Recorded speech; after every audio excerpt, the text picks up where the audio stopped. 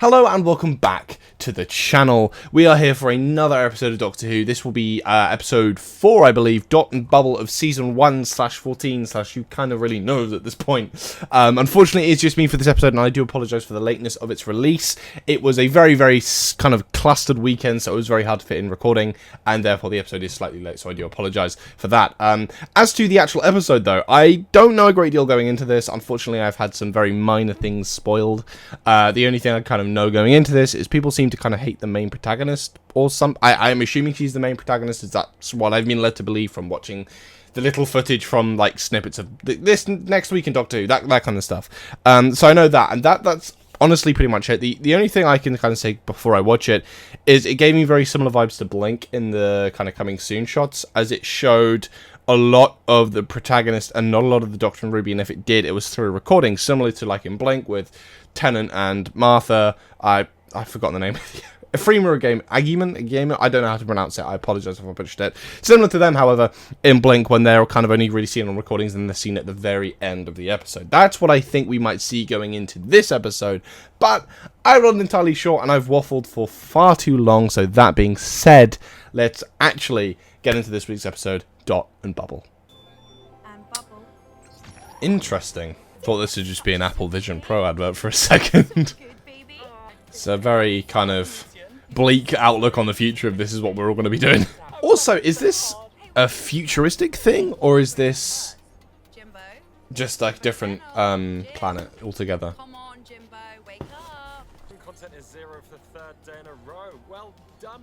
Oh wow, this is very dystopian.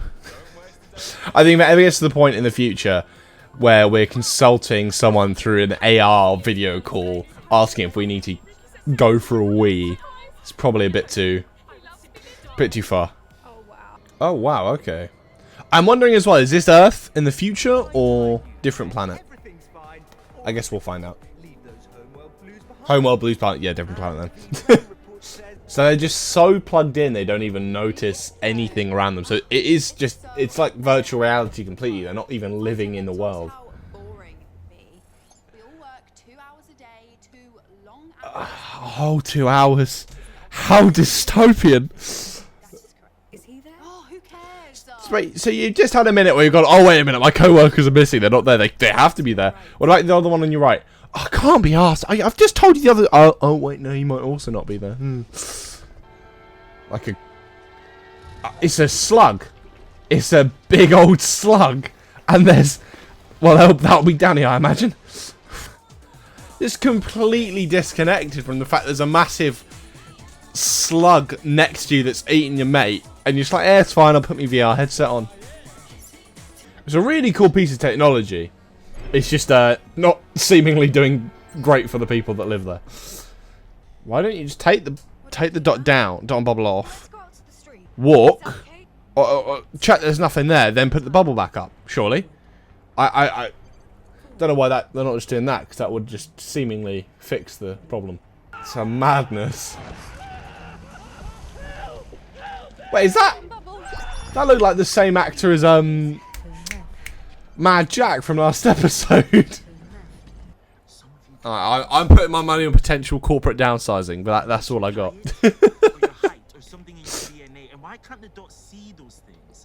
I think I might have been a little bit harsh.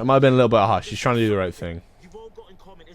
And I can't understand kind of being in this world permanently is going to have like some form of like haze on your perception. They've not gotten rid of that in the future though. They all have battery problems. Oh, Christ, they're like slugs with mouths and tentacles. They're not particularly appeasing to look at, I can't lie. Ooh! Yeah, okay, my bet is that it's done by whoever runs this place. Like, it seems to point that way. Oh dear. Could have seen that coming a mile off. Why is that? Oh.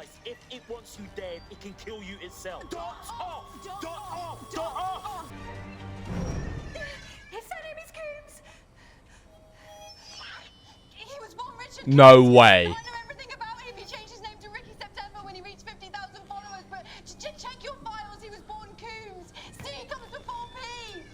Nah. Nah. Okay, I've got reason to hate this woman now. God damn. I like that guy, man. He said he had other people to see. I couldn't stop him. He was so brave. Nah, the line through his teeth. Come on, man. Let's hope you don't have a surname, Doctor, or she'll give you up to die as well. Because it is our God-given duty to maintain the standards of fine time. Jeez. Okay, I thought I was being like a little bit particular and a little bit maybe just judgmental.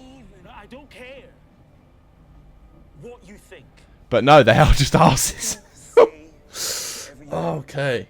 You can think.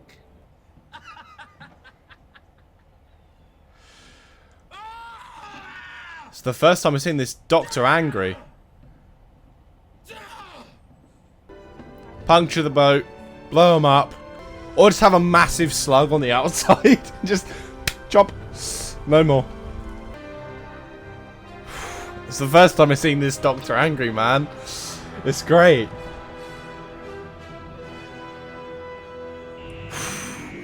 And next week. Oh, it's this episode. Okay. There's a children at work on this planet. Oh, in Diravama.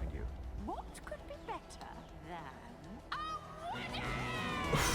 Right, so that was Dot and Bubble. Okay. I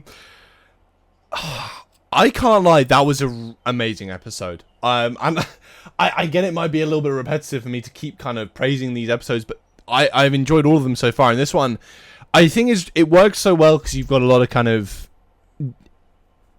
of meanings that are just baked into the story, like just the kind of danger of AI, the problem of us becoming too reliant on our own technology, and then like kind of discrimination on class or feeling like you're above people. Like, I thought that was really well. It was really, really well orchestrated, and it didn't feel like they went into the story going, okay, this is what we want to have. Let's make an episode around that. They kind of made it around the story, and that was I just really enjoyed it. I thought it was a really, really good episode. One thing of kind of importance to the kind of greater story is we finally had an acknowledgement of the same actress that they've used like for about all of these episodes so far. Thing of note, I did see an interview with Russell T Davies. I believe it was on some form of podcast. It might have been an official podcast for Doctor Who. They asked him about it, and he just said, oh, a pure coincidence. We were just hiring the actress again because they were just available. We clearly know that's not the case now. And we also know that Ruby has some recollection of the events of 73 Yards. So I think it is within the realm of possibility that she might remember that lifetime. Although how that can happen, who knows, really. But back to this specific episode. It was really good, and it really made you hate him. Like, so like going through that, I thought, okay, maybe I'm being a little bit too judgmental and a little bit aggressive towards this character. You know, I could just be looking too far into it. You know, they've grown up, shell, whatever. But the end bit of just the no, we're better than you. You can save us, sure, but anything else, it's kind of below your pay grade. Like, my god. And this like first look at Ncuti's Doctor getting angry. I've always found that throughout the years with Doctor Who, the one thing I continue to think is the most interesting to see out of every Doctor is how they react when things either don't go their way or they get angry. Like the Time Lord Victorious will remain to be one of my favourite moments of Doctor Who.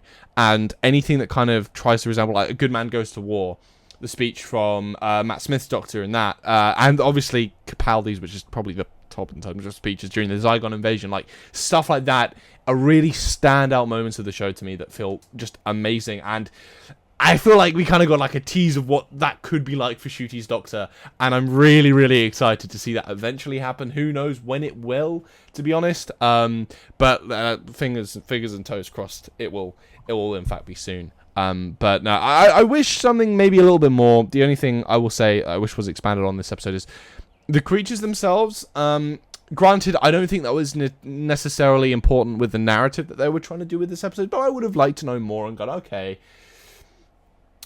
how did they get in? Because, you know, this is this bubble society. Like, I guess the whole saying that, I guess the kind of suggestion is that it's the dot that let them in. It doesn't explain how they came into existence in the first place. This doctor said they were manufacturers. So are these dots in so much control that I guess again that's trying to tell you about the danger of self-thinking computers. See, this is the thing. You don't get a lot of when a lot of people are trying to showcase the issues with AI, they're far too kind of just obvious, like robot takeover. You know, I feel like this one was at least done in a more subtle manner where you didn't even really suspect it until the end when the doctor had kind of like tried and pulled everything together and gone, oh no, it is these machines are doing it.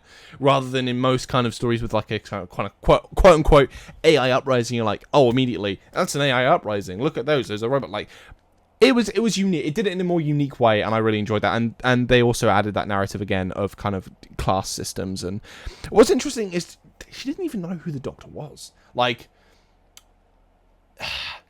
she didn't know anything about his class. She didn't ask. She didn't care. And the entire episode just seems so self-focused. Like, oh, they're coming after me. I'm gonna die. Me. It's such a bad day for me. Like, the self-centeredness. It's staggering. That guy, she's just like, that's his surname. Kill him. Kill him, please. Don't kill me. It's about me. It's me. Like, I've not had a show make me hate a character that much recently at all. That, again, very, very well done. And honestly, this season of Doctor Who has been so fantastic so far.